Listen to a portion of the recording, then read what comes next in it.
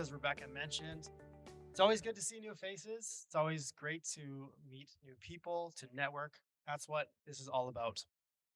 Okay, so as Rebecca mentioned, every month we're doing a little update on Edmonton area profiles. So today we're going to be talking about the West End. Let's make sure we are okay. Awesome. All right, so for the newcomers, so this is the Edmonton investor map that we have on our website. So if you have never been to our website, it's mogulrg.com. And what we have under Mogul Mastermind is a market intelligence page where this map is located. Essentially what it is it's divisions of the city baked out in different areas, and you click on the link and it shows exactly what's happening for infrastructure projects, specific areas in the city. And when you click it, when you click a specific zone, so as you can see up there, there's a video that James Canal did at one of our past Mogul Mastermind. So this is what we're doing to update them because they're a little bit older. So we want to get fresh, new information on them as well. So it's going to give you a key description of what's happening in that specific area. It's going to give you price, key drivers, common investment strategies for the specific areas, tenant profile, all those good things an investor is going to want to see. All right. I feel like this clicker is like low on battery or something. Okay. As we mentioned, so we're going to talk about the West End Edmonton area. West Edmonton Mall. Everybody loves West Edmonton Mall. Usually when people think about West Edmonton, they're just like West Edmonton Mall. But guys, there's more than just WEM in West Edmonton. There's a lot of things going on in that area. So we're going to talk about this district. And similar to the presentation we did about Millwoods, people just assume Millwoods is a community, but it's actually a district of a bunch of communities together. Very similar to the West End. It's a ton of communities that make up the specific zone, what we call the West End. So you have to be specific. You have to be looking exactly where you're investing and see what kind of communities, tenant profile, and price points that make sense for you. Where we bordered this is essentially the White Mud. And then on the east side, we have 149th Street. And then it kind of jets out and it includes Grosvenor in that area and comes up to about 111th Ave, zips down, and then we got the Henday on the other side there. So tenant profile. Well, the range of the tenant profile in the West End is really dependent on the communities that you go to. We're gonna have a range from kind of lower and lower price point tenants to kind of our like middle income. And in some communities, we're gonna have a little bit of a higher middle income tenant profile. Very, very, very diverse demographic from jobs to ethnicities to probably language to income levels. A bunch of different things will range depending on the types of investments that you're going to be targeting. We're going to see people from working class population to new Canadians. We're going to see some low income, long-term tenant profile types. A lot of younger families are actually moving into the West End area as well. And then we are starting to see some short-term, medium-term rentals, as well as seniors as well. So what are the key drivers for the West End? We're going to get into the LRT expansion. Obviously, Devin shared some unfortunate news with the LRT. I don't know who knows, but I guess vehicles keep crashing into the LRT. So I think it's like at like accident 7, 8, or 9 right now. So I think they got to get that figured out before, they start putting people on the train. But West Edmonton Mall is obviously a key driver for the area. It's actually Alberta's hottest destination for people coming outside of Alberta to visit. I never knew that. It's crazy. If you go on their website, it has some unbelievable stats that are like, wow, that many people come to Edmonton just to go to the mall. Bordering top yeg communities. So there's a lot of communities. When we looked on the east side of our kind of like division, we have a lot of really, really top communities. We have Glenora, Westmount, Laurier Heights. That's where, our multi-million dollar houses are. You know, Connor McDavid. We have Daryl Cates' house in that direction. So the West End is kind of bordering a lot of those top communities. And last but not least, proximity to light industrial. We're kind of in that zone right now. What is this? This is a co-working space. You go down the street, we have automotive places. We go across 170th. Before I was in real estate, I used to work over there. Rebecca and I, we used to raise service dogs. Their facilities was over there as well. So tons and tons of things in this district, and people want to live close to where they work, where they volunteer, and where they're just doing life. So what are our common investment opportunities? Usually for people starting out, most people will try to get more than one door in their purchase. So that's usually a suited bungalow. And in the West End, our price points are pretty good. They're a little bit below average in some cases and right around average in others. And so an older grandfathered in legal suite is a really nice turnkey, pretty standard investment. We can also do BRRRRs. Everyone knows what BRRRR means. Raise a hand. Okay, there was like 3 people. I know you guys all know what BRRRR means, but I will say it because we're educating here. So buy, renovate, rent, and refinance. So that's how people kind of keep churning their properties, is by doing that, building some equity in that renovation. Next up, from there, we're seeing a lot of duplexes. Duplex conversions in about 2018, 2019. The city of Edmonton said, hey, we're just building out so much. We need to help build some density in our core. They basically allowed for basement suites to be added to anything. We can put them in side-by-side duplexes, half duplexes, townhouses. Basically anything with a separate entrance can be a secondary suite added to it. So that's a really popular option, finding something that has secondary suites already. I kind of call it the hybrid approach, where you have illegal suites currently in the building. You purchase it, you run it for mortgage term until you have a vacancy, and then you start to get it to that legalized standpoint. Next up from there, you have your fourplexes and fourplex conversions, similar to what I touched on there. Being able to just find something that's already done, already legalized. You don't have to worry about it. Next, corner lots, 6 and 8 plexes. I know a couple people here in the room are working on projects like that. One of the most unique things that we're seeing in any other part of the city with the West End is their lot sizes. So when you're looking for a 4 townhouse with basement suites, so what we call an 8plex, you want to have usually about a 50 wide lot by about 148 deep. In most parts of the city, south side, other parts, you usually capped out at about 130 to 140. So having that extra little 10 feet gives you a little bit more yard. You can start putting decks on things, gives you more space to work with. And that's why we're starting to see the West End really get popular in these types of builds. Older multifamily. So we'll get into that a little bit, but there's a lot of older walk-up apartment buildings. There's some new ones coming in. A lot of things happening in that region as well. Okay, so target locations. So we said we were going to talk about the LRT, and it's funny because as Devin mentioned, going back to the rain days and when they used to put out the transportation effect, looking back at the studies that they used to present, one of the big things that they talked about was what they call the transportation effect.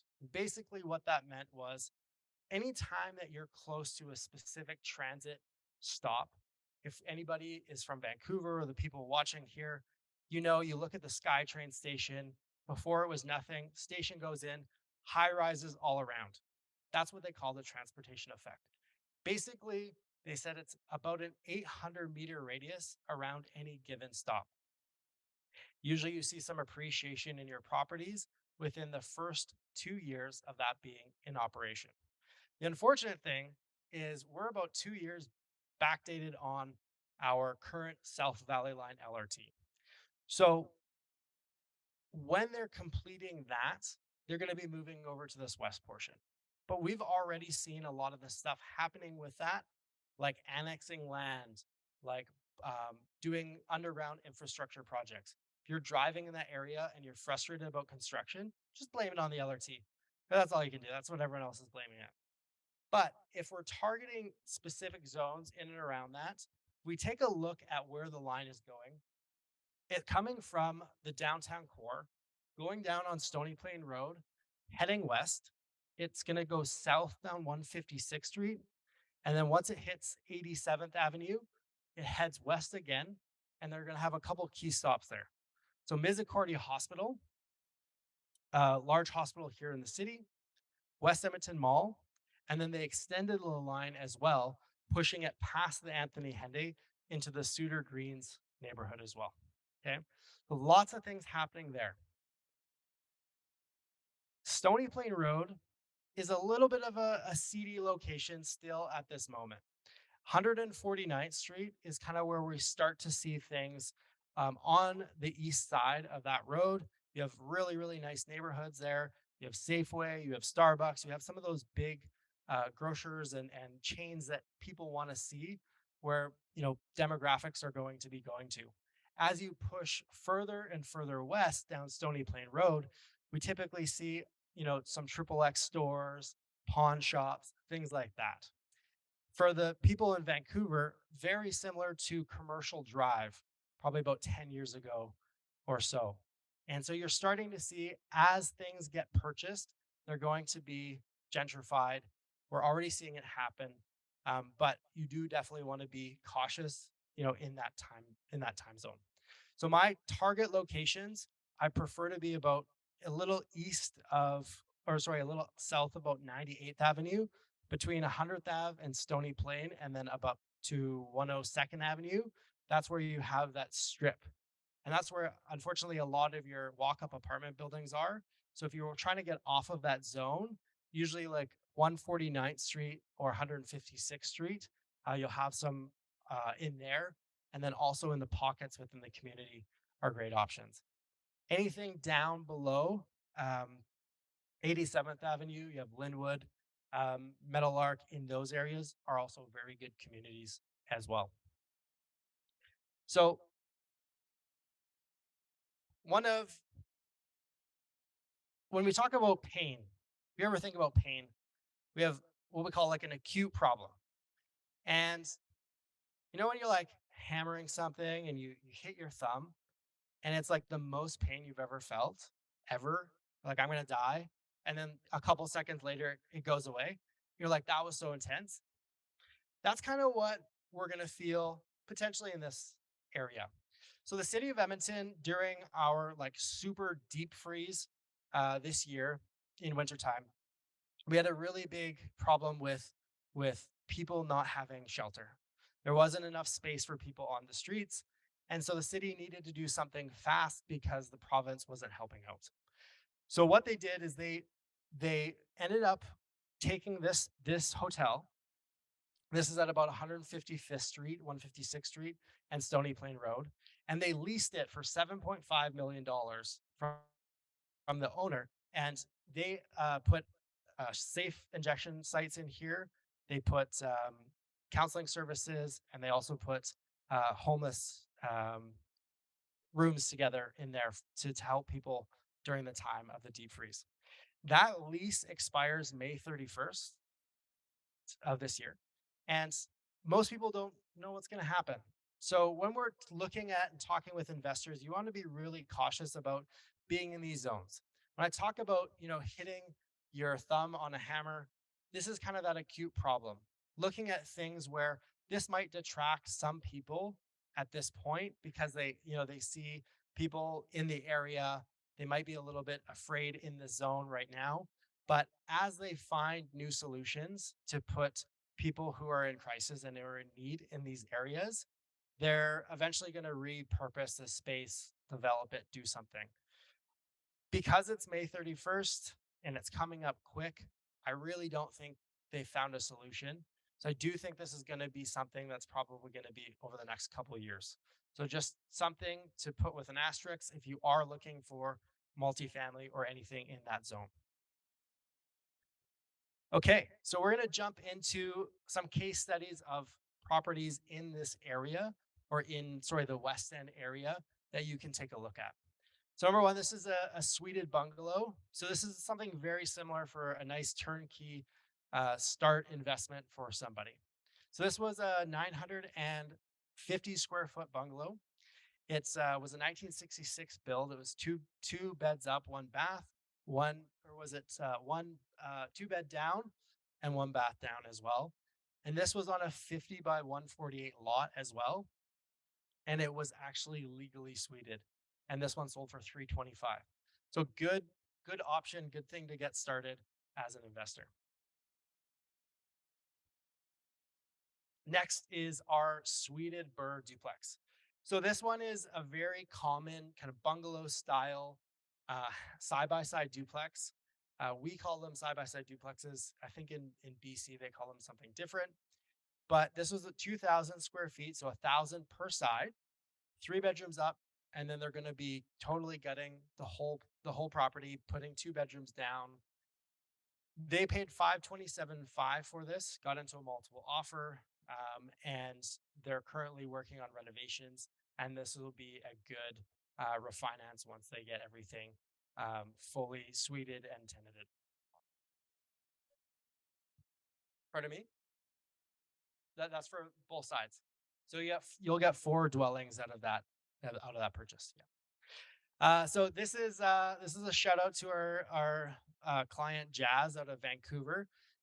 So we call this the Jazz Special. He was like one of the ones who was our first client to purchase something like this. So it's essentially that 50 by 150, 148 lot, and purchasing something super cheap. The house, is very small, but something just you can rent out, you can hold it until the market appreciates or until we start to see some movement, and then they tear it down, develop, and with a 50 wide lot, you can split it and build 2 skinny houses. That's an option, or you can put a side by side duplex on something like this.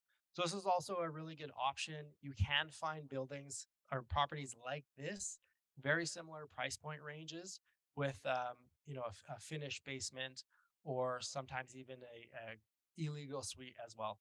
This one he purchased, or one that was on the market, sold for 265, 500. Older multifamily. So this one's kind of in that zone we discussed, right around the Stony Plain Road area. This is a 9 unit building, all one beds. All the suites have been renovated. So they did quartz countertops, stainless steel appliances, something for an investor to get into where it's going to be a little bit more turnkey than your typical kind of dilapidated buildings, mismanaged, et cetera, et cetera. Something with you really want to look to make sure that you're not going to be spending a ton of money. So check for your capital expenditures. Are windows done? Boiler? How's the roof? All those big things. This one has been completely renovated on the interiors. Some of the exterior stuff has been done, but a good option to get in. This one's at 1.026 at about a 5.76 cap rate. Okay, so this is a recent acquisition as well, going back to our corner lot new development. So this one is a 50 by 148. This is in the community of Britannia Youngstown. Backing onto a park. Price point on this one is definitely on the lower side. And some people who've been shopping for lots might be like, well, that's really cheap. Big reason it's cheap or cheaper than what you see is because you have to look at the zoning. Typically, if you're going to do these suited properties, these sixplexes, eightplexes, you're going to need RF3 zoning. And so the rezoning does take some time, does cost a little bit of money. This is zoned RF1. Very, very simple to get it zoned. The city's really pushing for density in that core. So this one was purchased at 290, very rentable condition, super easy to get tenants in, apply for your permits, get everything done, and then you can start with the development. And so this is a corner lot new build. So this is going to be the 4 townhouses with basement suites. Again, this was on a 50 by 148 corner lot. Purchase price on this one was 1.882. Really nice thing about this, we've talked about it in the past, but anybody looking on commercial lending, and people have probably heard the buzzword of CMHC, MLI Select. These are perfect projects to get under that program. Essentially, what it is it gives you the ability to get longer amortization and lower loan to value. Typically, what we have seen is some people have been trying to get loan to values as little as 95%, so 5% down, and as long as 50 years amortization. That's typically your kind of like best case scenario. But you do have to have points based on a couple factors. One of the big ones that people are going for is affordable housing. Most of the basement suites in these units will fit under the affordable housing metric. So the MLI program is a good option for doing these types of projects. All right, conclusion. So, well, the West Edmonton offers various investment opportunities and strategies. So, as we discussed, there's a lot of options out there from any types of price point ranges, any type of investment knowledge and experience. Key drivers for growth. There's a lot of things happening in the area. I think we're going to see some growth continue in the region. I do think that we're going to see some growth as we go through the LRT expansion. Um, Again, with the asterisks, we've got to look at make sure you're in the right community for you. Is it serving the purpose of your investing strategy? And um, I think being able to look at the right strategies for what your plan is. As Rebecca asked, what is everyone's communities? Where are you investing? Everyone almost had a different answer.